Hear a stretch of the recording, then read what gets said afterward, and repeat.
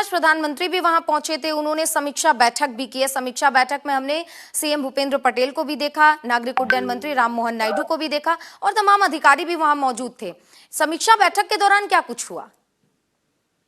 जी देखिए, अभी तक तो कुछ समीक्षा बैठक का पता नहीं चल पाया, पर बताया जा रहा है कि प्रधानमंत्री ने अपने जो आला अधिकारी थे उनसे भी बातचीत की और प्रधानमंत्री ने निर्देश दिए कि इसकी जांच है वो अच्छी तरह से होनी चाहिए, सभी एंगल से इसकी जांच हो और इसमें जिसका जो भी कसूरवार है उसको सजा मिलनी चाहिए। आपको बता दें कि प्रधानमंत्री नरेंद्र मोदी जब यहाँ पे पहुंचे थे तो उन्होंने कई सारे लोगों से मुलाकात की थी और उन्होंने सभी लोगों को बताया था, संवेदनाएं व्यक्त की थी और उन्होंने बताया था कि सभी लोगों का अच्छे से इलाज किया जाए और जल्द से जल्द जो मृतक है उनके शव है उनके परिवारजनों को दिए जाए। ठीक है निकुल, आप सुबह से ही नजर बनाए हुए हैं, कल से ही आप फील्ड में मौजूद हैं और तमाम जानकारी आप दर्शकों के साथ साझा कर रहे हैं। और इसी बीच अगर हम ये समझने की कोशिश करें निकुल कि कल एक बड़ा हादसा हो जाता है, बहुत बड़ा हादसा हो जाता है जिसने 241 लोगों की जिंदगियां तो छीनी, लेकिन रिहायशी इलाके में प्लेन क्रैश होता है जिसकी वजह से अब तक 270 लगभग लोगों के मौत की खबर है। इस बीच आप क्या महसूस कर पा रहे हैं? क्या आगे जब लोग एयरपोर्ट जाएंगे, प्लेनों का दौरा करेंगे, प्लेन से सफर तय करेंगे, तो क्या वो डर एक महसूस कर पाएंगे जब वो प्लेन में बैठेंगे? क्योंकि कल एक बहुत बड़ा हादसा देश ने देखा है।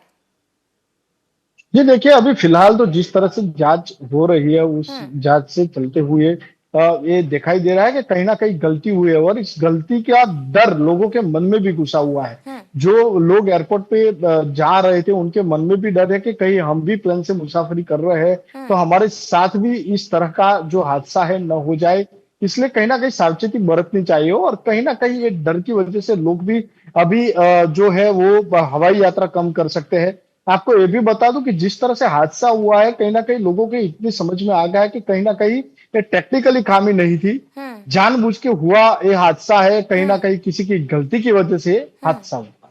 ठीक है निकुल, जैसे कि आपने बताया कि गलती की वजह से हादसा हुआ है, सुबह सुबह एक पोस्ट भी आता है, एक सोशल मीडिया इन्फ्लुएंसर है रोली मिश्रा, उन्होंने सोशल मीडिया पर एक पोस्ट किया और ये कहा कि विमान हादसे में जो एक शख्स बचे हैं विश्वास कुमार, उन पर विश्वास करना मुश्किल है क्योंकि इकलौते वही शख्स हैं जिन्होंने हादसे में अपनी जान, उनकी जान बची है और वो बिल्कुल सही सलामत है। इस पर भी वो सवाल उठाती हुई नजर आई है।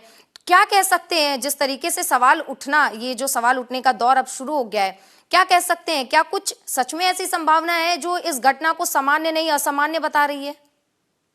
देखिए, इस तरह के आरोप को हम ज्यादातर नहीं ले सकते क्योंकि जिस तरह से वारदात हुई थी, जो प्लेन वहीं पे जब गिरा था हॉस्टल के ऊपर तो कहीं ना कहीं टूटा हुआ प्लेन मैंने भी देखा है। वो प्लेन चारों ओर से टूट गया था और टूटने के बाद ही उसमें ब्लास्ट हुआ है। वो एक फाइनली करता है, उसी दौरान इस शख्स को बाहर वो गिर गया या उसको कूदने का एक मौका भी मिला जिसकी वजह से शायद वो बच गया हो। अब जांच एजेंसियां ने जांच शुरू कर दी है, आखिरकार वो पता ही चल जाएगा क्योंकि गुजरात एटीएस हर तरह से जांच कर रही है, साथों साथ सभी एजेंसियां भी वहीं पे मौजूद है, वो भी अपने तरीके से जांच कर रही है। ठीक है निकुल, इसी बीच एक बड़ी खबर ये भी आई थी कि पूर्व सीएम विजय रूपाणी का देहांत हो गया था कल इस दर्दनाक दुर्घटना में। वहीं उनके अंतिम संस्कार की खबरें आई कि कल राजकोट में उनका अंतिम संस्कार किया जाएगा और डीएनए टेस्ट की रिपोर्ट आने के बाद पूरा परिवार जो है वो राजकोट जाएगा। आपके पास क्या अपडेट है, कब तक ये रिपोर्ट आ सकती है और कब ये कवायद शुरू हो जाएगी अंतिम संस्कार की? देखिए, पूर्व सीएम जो पूर्व सीएम जो है वो उनके परिवार जन है वो आज वहीं पे पहुंचे थे, पर उनके जो बेटे हैं वो लंदन में थे, विजय रूपाणी वहीं पे जा रहे थे और इस तरह का हादसा हो गया।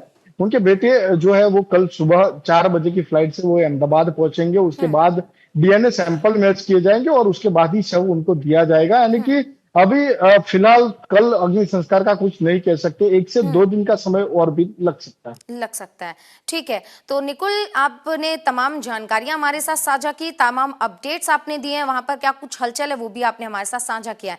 निकुल, अब अगर एक शॉर्ट में हम कहें कि कल से ये जो पूरा घटनाक्रम रहा है, प्रधानमंत्री का पहुंचना, गृह मंत्री का पहुंचना, नागरिक उड्डयन मंत्री का पहुंचना, सीएम भी पहुंचते हैं, घायलों का हालचाल जानते हैं, वहीं आज कई कमेटियां बनाई जाती हैं, जांच एजेंसियों को आदेश दिया जाता है कि आगे जांच होगी। अगर संक्षिप्त में पूरा घटनाक्रम समझना चाहे तो इसको किस तरीके से फॉर्म कर सकते हैं कल से लेकर आज की घटनाओं में?